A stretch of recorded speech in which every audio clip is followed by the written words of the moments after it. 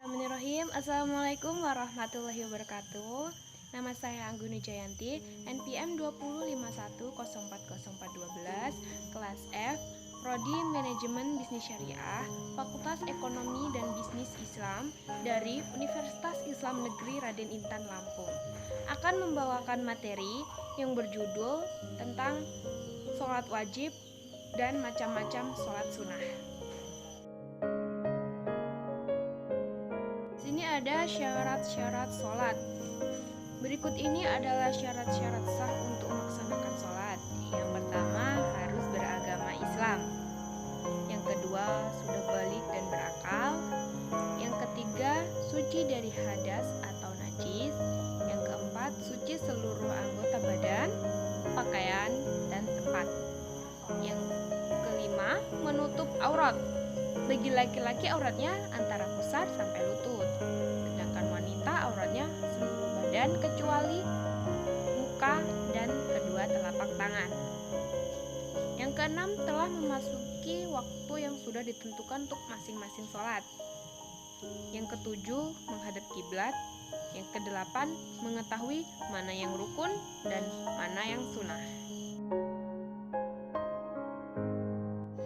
Rukun sholat ada 13, yaitu membaca niat, takbiratul ihram, berdiri bagi yang mampu, boleh sambil duduk atau berbaring bagi yang sedang sakit, membaca surat Al-Fatihah pada tiap-tiap rakaat, rukuk dengan tumakninah, iktidah dengan tumakninah, sujud 2 kali dengan tumakninah, duduk antara 2 sujud dengan tumakninah, duduk tasyahud akhir dengan tumakninah, membaca tasyahud akhir, membaca sholawat Nabi pada tasyahud akhir, membaca salam yang pertama dan yang terakhir harus tertib berurutan dalam mengerjakan rukun-rukun sholat.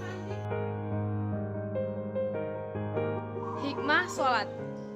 Hikmah dari ibadah sholat akan diberikan kepada mereka yang menjalankan ibadah sholat dengan rasa ikhlas, khusyuk, dan sesuai dengan rukun dan syarat sholat. Adapun hikmah dari menjalankan ibadah sholat adalah: yang pertama, agar senantiasa mengingat Allah Subhanahu wa Ta'ala. Yang kedua, mendekatkan diri kepada Allah Subhanahu wa Ta'ala. Yang ketiga, melatih diri kita agar disiplin waktu. Yang keempat, melatih untuk hidup tertib dan teratur. Yang kelima, menjadikan hidup menjadi lebih damai dan sejahtera. 6. Menjadikan hati tentram dan tenang. Yang 7. Bersikap rendah hati. Yang kedelapan, membangun persatuan, kesatuan, dan persaudaraan.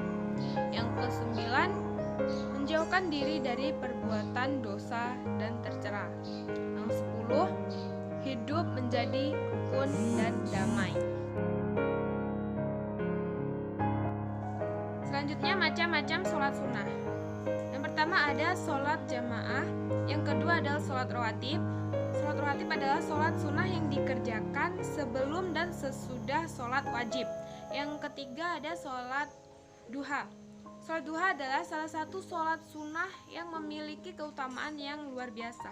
Yang keempat, sholat hajat adalah sholat sunnah yang biasa dilakukan oleh seseorang bila mana orang tersebut memiliki maksud dan tujuan, serta menginginkan tujuannya tersebut agar cepat tercapai.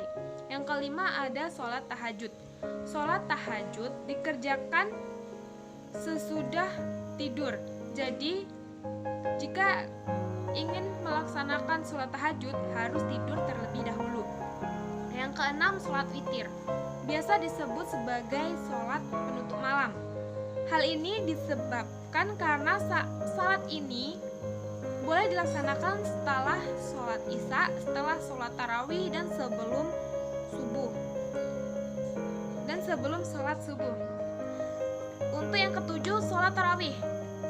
Sholat tarawih adalah sholat sunnah yang hanya dilaksanakan pada bulan Ramadan. Yang kedelapan, sholat Idul Fitri dilaksanakan pada hari raya Idul Fitri saja. Yang ke-9 ada sholat istisqa, yaitu sholat meminta hujan kepada Allah Subhanahu wa Ta'ala. Yang ke-10 sholat gerhana, dilaksanakan jika kita melihat gerhana. Itulah materi tentang sholat wajib dan macam-macam sholat sunnah dari saya. Kurang lebihnya saya mohon maaf. Billahi taufik wal hidayah. Wassalamualaikum warahmatullahi wabarakatuh.